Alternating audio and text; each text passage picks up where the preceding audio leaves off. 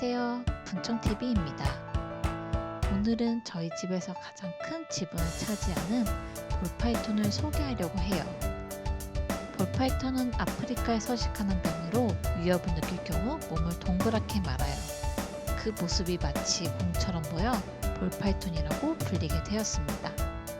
위협을 느끼며 도망을 가거나 공격을 해야 하는데 이 멍청한 놈들은 볼을 말고 가만히 있습니다.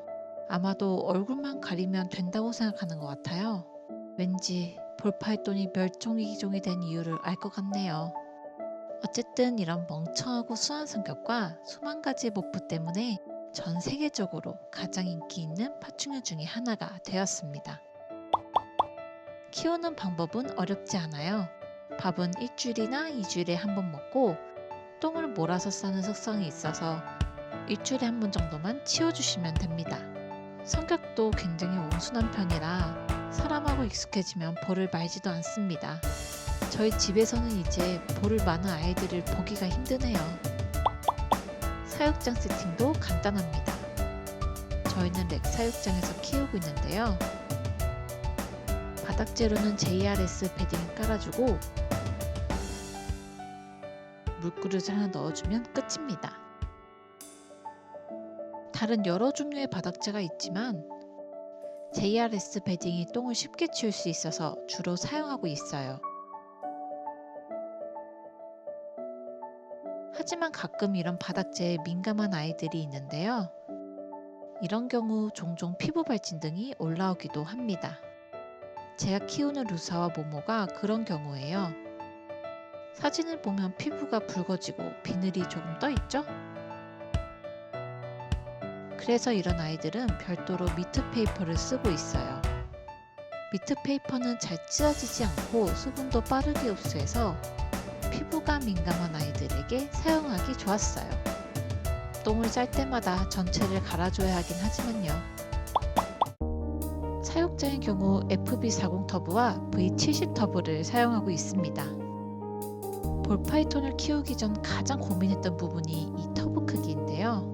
베이비 때는 한없이 작고 소중한 아이들이지만 파충류 특성상 성장 속도가 빠른 편이고 볼파이톤 종 자체가 그렇게 작은 편이 아니거든요.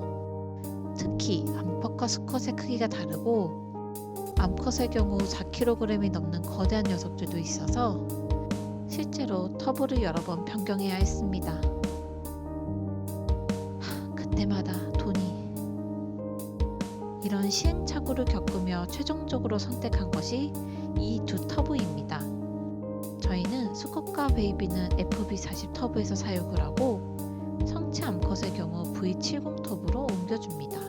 가격은 조금 있는 편이어서 부담이 될 수도 있지만 경험상 결국 한 번에 가는 것이 가장 절약하는 방법입니다. 마지막으로 볼파이톤을 키울 때 가장 중요한 온도 세팅입니다. 볼파이톤은 더운 지역에서 서식하는 종이기 때문에 낮은 온도가 오랜 시간 유지될 경우 감기에 걸리기 매우 쉽습니다.